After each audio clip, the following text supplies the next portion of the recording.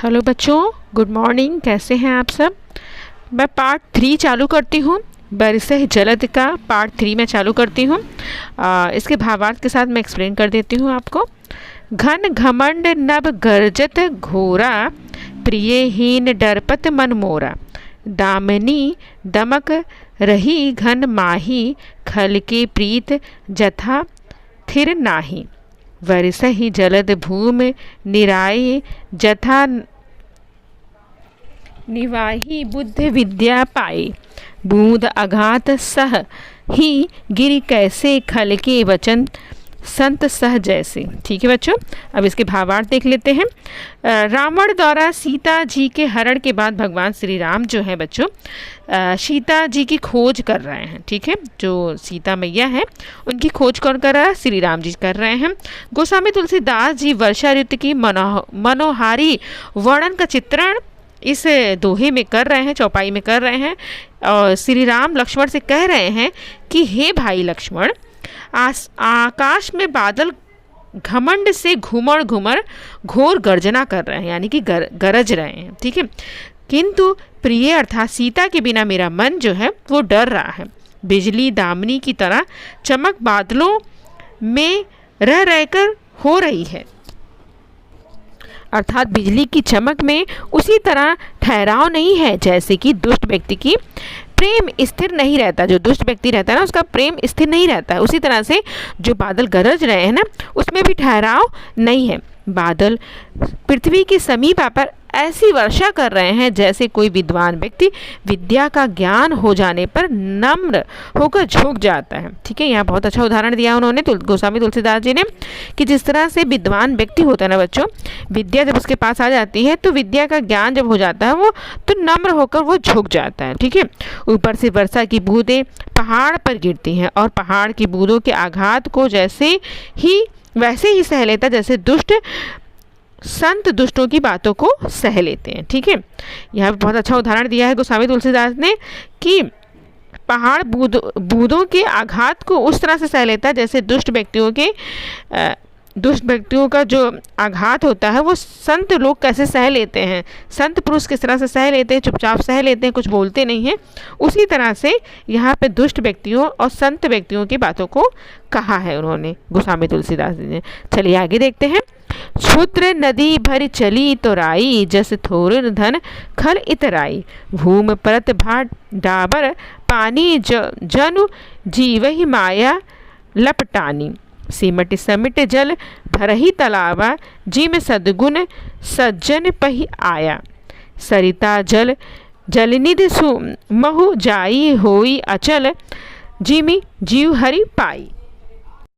छोटी छोटी नदियाँ अधिक वर्षा के कारण क्या हो जाती है बच्चों? भर जाती हैं। जब वर्षा ऋतु होती है तो छोटी छोटी जो नदियाँ रहती हैं, तालाब रहता है, वो सारी चीज़ें क्या हो जाती हैं? भर जाती हैं।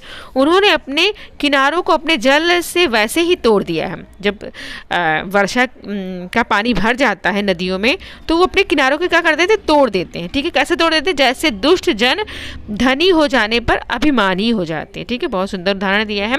किस तरह से हो जाते हैं? जिस तरह से दुष्ट व्यक्तियों के पास पैसे आ जाते हैं, धनी हो जाते हैं, तो किस तरह से अभिमानी हो जाते हैं वो।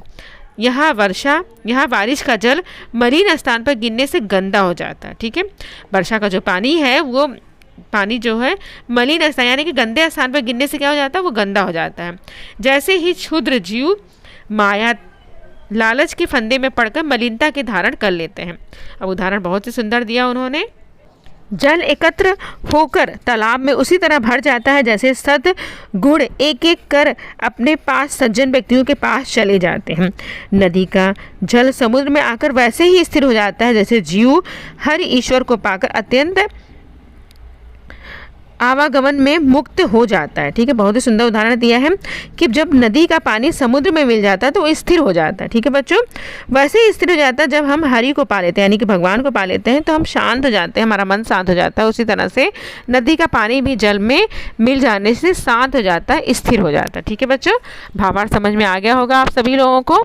चलिए आगे की व्याख्या मैं कंप्लीट करती हूँ और जो भी डाउट्स रहेंगे सारी चीज़ें क्लियर हो जाएंगी। ये वीडियो देखेंगे आप, मैंने बहुत ही सुंदर ढंग से ये वीडियो बना रही हूँ जिससे कोई भी डाउट आपको नहीं रहे इस चैप्टर से रिलेटेड आपको।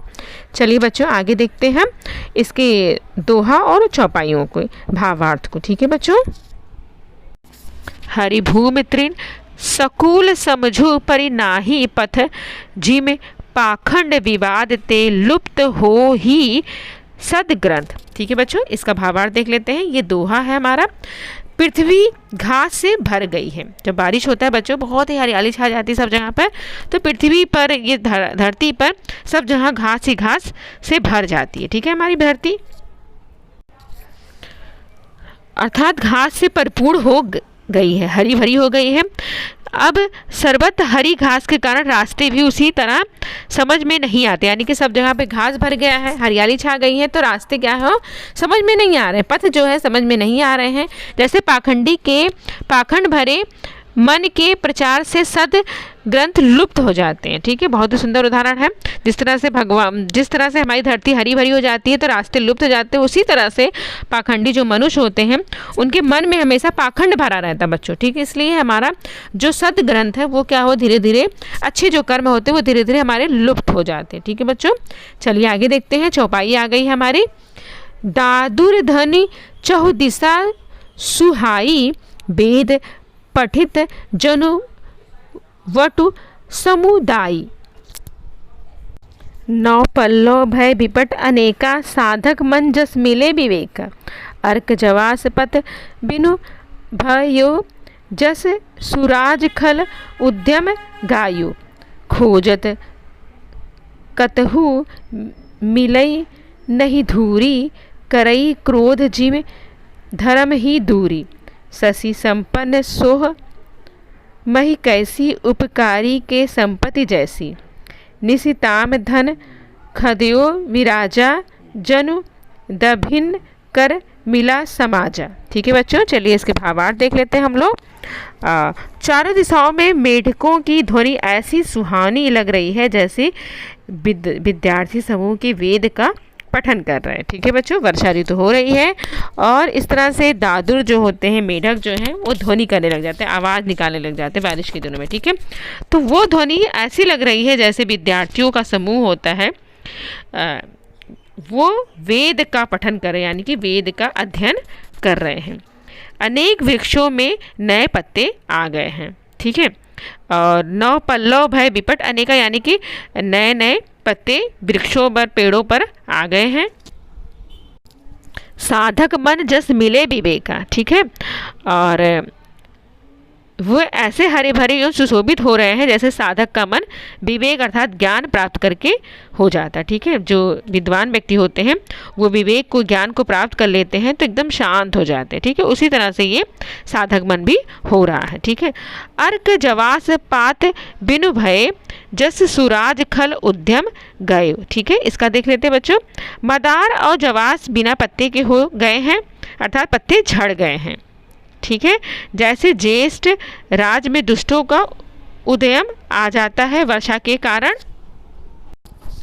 धूल कहीं खोजने पर भी नहीं मिलती, यानी कि बारिश जब होती है बच्चों तो हमें धूल नहीं कहीं मिलती है। ठीक है, क्योंकि सब धूल क्या है, पानी में मिक्स हो जाता है, अर्थात क्रोध में मनुष्य अज्ञानी बन जाता है। यहाँ पे वही बात कही गई, जैसे क्रोध धर्म को दूर कर देता है तो आदमी जो होता है, इंसान जो होता है वो क्या अज्ञानी बन जाता है, क्रोध में अज्ञानी बन जाता है, अज्ञानी बन जाता। शशि संपन्न सोह मही कैसी, उपकारी के संपत्ति जैसी। ठीक है, इसका देख लेते हैं। अर्थात क्रोध में मनुष्य अज्ञानी बन जाता है, वह धर्म को भूल जाता है। चंद्रमा से युक्त पृथ्वी ऐसे सुशोभित हो रही जैसे वह उपकारी पुरुष की संपत्ति सुशोभित होती है। निस्तम घन खदयोद विराजा, जनु दंभित कर मिला समाजा। ठीक है, इसका देख लेते हैं बच्चों। रात की घन घोर अंधेरे में जुगनू को देखकर ऐसे लग रहा जैसे दंभित का समाज आ जुटा है। ठीक है, घमंडियों का समाज जो है आ जुट गया है और वहाँ पे संत लोग, ज्ञानी लोग नहीं हैं। ठीक है बच्चों, समझ में आ गया होगा ये चौपाई भी। और चलिए आगे के देख लेते हैं। आगे का हमारा दोहा है, इसे भी देख लेते हैं। कृषि निरा वही चतुर किसाना, जिम बुध तजही मोह मंद माना। देखयत चक्रवात खक नाही, कलिह पाए जिम धर्म पराही, विविध जंतु सकूल मही भाजा, प्रजा बाढ़ जिम पाई सुराजा, जह तह रहे पथिक थकी नाना, जिम इंद्र गण उपजे ज्ञाना। ठीक है बच्चों, चलिए इसके भावार्थ देख लेते हैं। ये चक्रवात जो मैंने पिक्चर्स बनाया है, एरो बनाया है, वो उसे उस पक्षी को कहा गया है। ठीक है, यहाँ दिखाया गया है। चतुर किसान जो है वो किसान जो है वो निरा रहे हैं अपने कृषि यानी कि अनाज को निरा रहे हैं। निराई यानी कि घास आदि को खेत से निकालना होता है, जो एक्स्ट्रा जो घास उग जाती है उसे वो निकालते हैं, निराते हैं। ठीक है, जैसे विद्वान मोह मद और मान का त्याग कर देते हैं, चक्रवात पक्षी दिखाई दे रहे हैं, जैसे कलयुग में धर्म भाग रहा है। ठीक है बच्चों, ऐसा लग रहा है कलयुग में धर्म क्या है, भाग रहा है। देखत चक्रवात खग नाही, कलयुग पाई जिम धर्म पराई, यानी कि कलयुग में धर्म जो है वो भाग रहा है। चक्रवात के पक्षी दिखाई नहीं दे रहे हैं और कलयुग में धर्म भाग रहा है। विविध जंतु सकूल मही भाजा, प्रजा बाढ़ जिम पाई सुराजा। ठीक है, इसका देख लेते हैं। पृथ्वी अनेक तरह के जीवों से भरी हुई है। ठीक है, बहुत तरह के जीव जंतु हमारी पृथ्वी पर उसी तरह शोभायमान है। ठीक है, किस तरह शोभायमान है, प्रजा बाढ़ जी में पाई सुराजा, सुराज पाकर स्वराज पाकर प्रजा की बुद्धि होती है, वृद्धि होती है। ठीक है, और जहाँ तह रहे पथिक थकी नाना, जिम इंद्र गण उपजे ज्ञाना। ठीक है, जहाँ यहाँ थक कर प्रथिक विश्राम करने के लिए ठहरे हुए हैं, उसी तरह से ज्ञान उत्पन्न होने पर इंद्रियां स्थिर होकर विषयों की ओर जाना छोड़ देती हैं। ठीक है बच्चों, समझ में आ गया होगा आप सब लोगों को। ये भावार्थ भी आप लोगों को मैंने एक्सप्लेन कर दिया है, सारा भावार्थ। अब आगे के देख लेते हैं। दोहा, कबहू प्रबल बह मारुत, जह तह मेघ बिलाही, जिम कपूत के उपजे, कुल सद धर्म नसाही, कबहू दिवस मह निबट तम, कबहू प्रकट पतंग, बिन सही उपजय ज्ञान जिम, पाई कुसंग सुरंग। ठीक है बच्चों, इसका भावार्थ देख लेते हैं कि इस दोहे का भावार्थ है कि कभी कभी वायु तेज जोर से चलने लग जाती है। ठीक है, कबहू प्रबल बह मारुत, यानी कि कभी कभी हवा जो है बहुत तेज चलने लग जाती है। जहता है मेघ बिलाई, यानी कि जैसे बादल गायब हो जाते हैं, ऐसा लगता है कैसे बादल जैसे गायब हो गए हैं। जिम कपूत के उपजे कुल सद धर्म नसाही, यानी कि जैसे कुपुत्र के उत्पन्न होने पर कुल के उत्तम धर्म नष्ट हो जाने, यानी कि दुष्ट व्यक्ति दुष्ट पुत्र पैदा हो जाए, उस कुल का नाश हो जाता है, धर्म नष्ट हो जाता है। ठीक है, कबहू दिवस मह निबटतम, कबहू प्रकट पतंग। ठीक है, जैसे कभी दिन में घोर अंधकार छा जाता है, कभी सूर्य प्रकट हो जाता है।